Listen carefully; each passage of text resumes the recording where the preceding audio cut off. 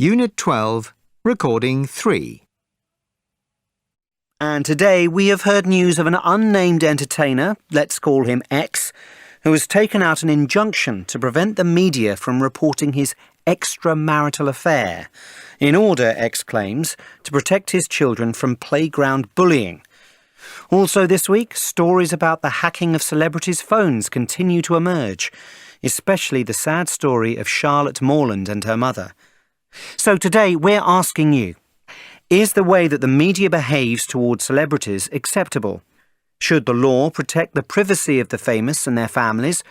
Or should celebrities shut up and just accept that this is the price they pay for fame and publicity? Tell us what you think. First, over to Becky in Somerset. Hello, Becky, and welcome to the show. Tell me, what's your reaction to the stories we've heard this week? Hello, Andrew. Well, I think it's right that the law protects famous people and their families and allows them to have a normal life. I mean, this X, whoever he is, his children are innocent, aren't they? They deserve to have the right to a normal life, like other children. It isn't really any of our business what X does or doesn't do. It's his wife's business, not ours. So I think what's happened is right. You don't think that if people choose to be in the public eye, then they should just put up with this kind of thing if it happens? Well, their children don't choose to be famous, do they? And they're the ones who are going to suffer here. Fair enough, Becky. Thanks for your views. Over to Carl in Liverpool now. Carl, do you agree with Becky? No, I disagree 100%. If what I've read is right, this is someone who appears on family TV shows, who has his photograph in magazines with his wife and children, who makes a lot of money out of being in adverts looking like the perfect family man. And then he goes and has an affair. I mean, it's really hypocritical, isn't it?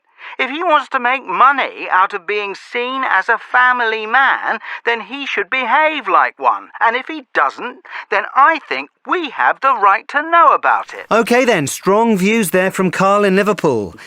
Leslie in Bristol, I believe you agree with Carl. Can you tell us briefly why? Hi, Andrew.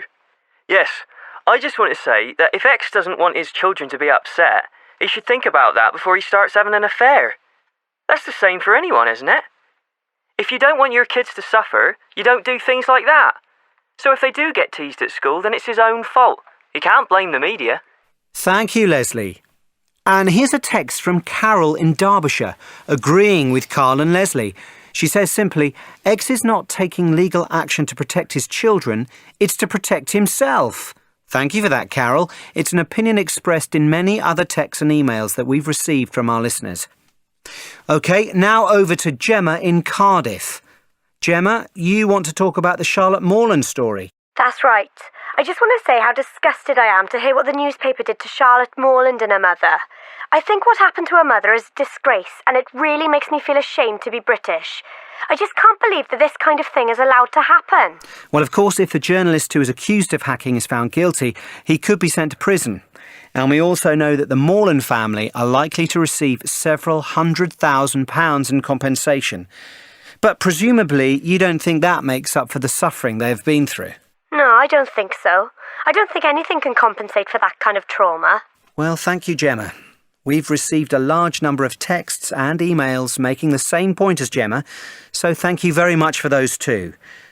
But Robert in London, you want to make a different point about this story. Good morning, Andrew. Yes, I do. The fact of the matter is that tabloid newspapers only publish stories if they think that people want to read them. So they must know that stories like this one sell newspapers.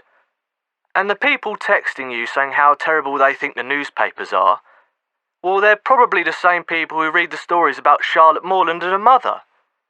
So isn't it we, the public, who are the real hypocrites, not the journalists? Very interesting point there, Robert. Thank you for calling. So what do you think? Call, text or email us and share your thoughts. And now some music from a new band.